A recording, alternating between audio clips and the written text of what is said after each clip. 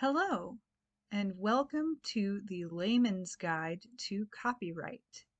This is intended to be a segment of the course explaining how copyright works and what fair use is and how fair use can be evaluated.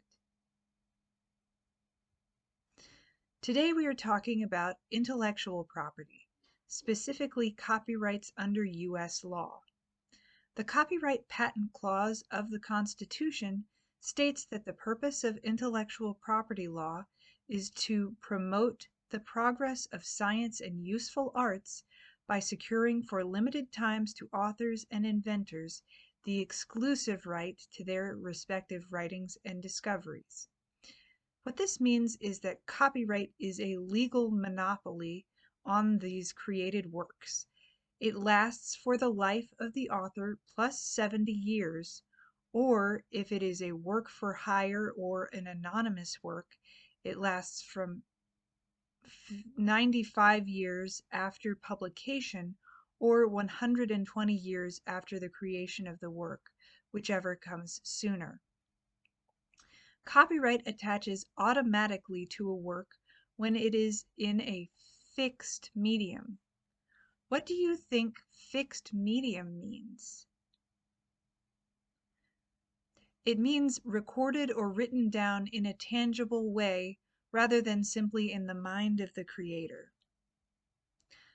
The exclusive rights under copyright are to make copies of the work. Here you see there have been copies made. To create derivative works such as sequels or translations of the work. This is supposed to be a Chinese character, and this indicates that it is the second mystery book. To distribute copies of the work.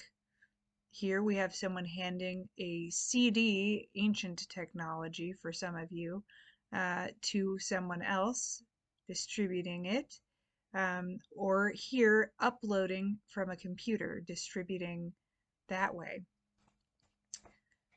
To perform the work publicly, here we have a stage, some people performing and people viewing this performance. And we also have a microphone, another form of performance. We have the right to display the work publicly. Here we have a painting and someone is viewing it. And finally, we have the right to perform through transmission.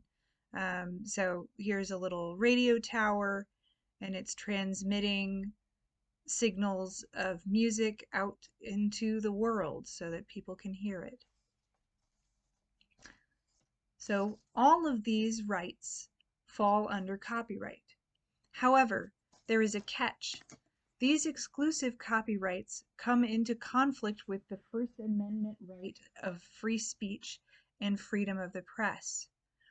Lawmakers created a workaround to protect both copyrights and freedom of speech called fair use, which balances the exclusive rights of copyright holders with the rights of others who wish to use parts of their works for purposes other than copying and claiming rights to the works for themselves.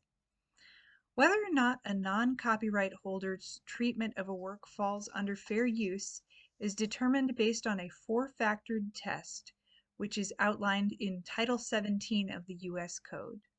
We can remember the test using the acronym PAIN for purpose, amount, nature, and effect. Factor 1, purpose. What is the purpose and character of the use?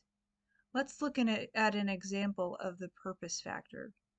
What purpose do you think might be considered a reasonable fair use exception to copyright? Well, can you remember what the purpose of copyright laws were to begin with?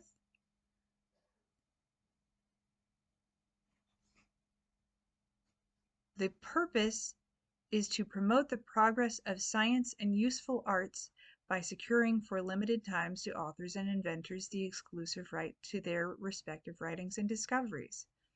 So it's to advance science and the useful arts. What might do that? That's right, education and scholarship. Another example is parody or critique. Likely, you have been granted access to a lot of copyrighted materials through your education, because the purpose of education is one of the best protected exclusions from copyright. Libraries are included in this too, and that is for nonprofit institutions. That doesn't mean that the purpose overrides copyrights. Usually there are licenses purchased by educational institutions that allow them to make the copyrighted works more readily accessible to students and faculty. But a copyright holder would not get very far by suing a teacher for using an unlicensed copyright image in a PowerPoint slide, for example. Another well-protected purpose is satire or critique, because most copyright holders would try to stop this form of free speech that mocks their work unless prevented from doing so. So writing an article critiquing a copyrighted work and quoting sections of it is well within fair use. Such a use would be considered transformative use. Another question, what purpose do you think would not be considered fair use?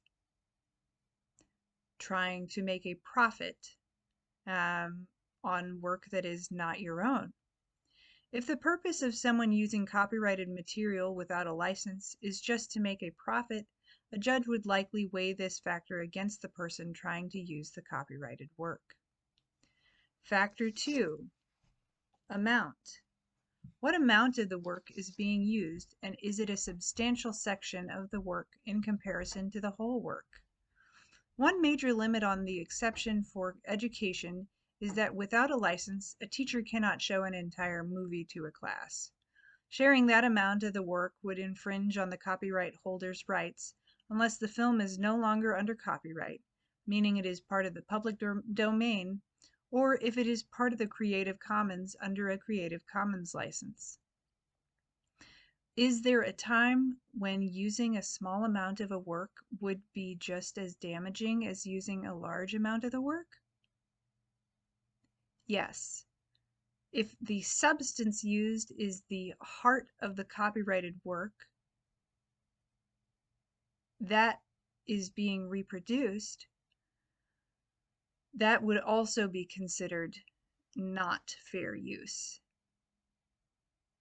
Factor 3, nature. What is the nature of the copyrighted work? Is the work based on facts, or is it creative in nature? Is it published or unpublished? Was it created to inform or to entertain? Consider the factor of the nature of a work in terms of its availability or accessibility.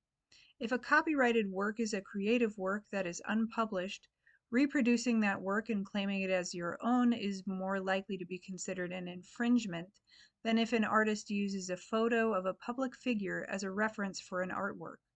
Although if they don't change much about it, it is more likely to be considered infringement, particularly without copyright attribution. Factor 4, effect.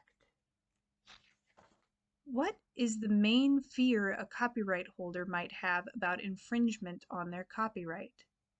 Answer, that it will be negatively affected financially. What effect does the use of copyrighted work have on the market for the original? Or rather, what effect does the new work have on the market for the original copyrighted work? Does it make the work less valuable, or does it affect the value in a different way?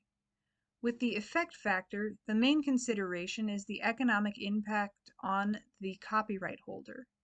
If the market for the original copyrighted work is overtaken by the new work or use of the work, that is likely to be considered infringement. But if there is a different market that the new work captures rather than the original market, for example, a parody song, the use is farther from infringement. In some cases, the new work actually increases the economic value of the original work. No one factor is more important than another, and all of the factors must be weighed by any judge who is reviewing a case for copyright infringement. Thank you.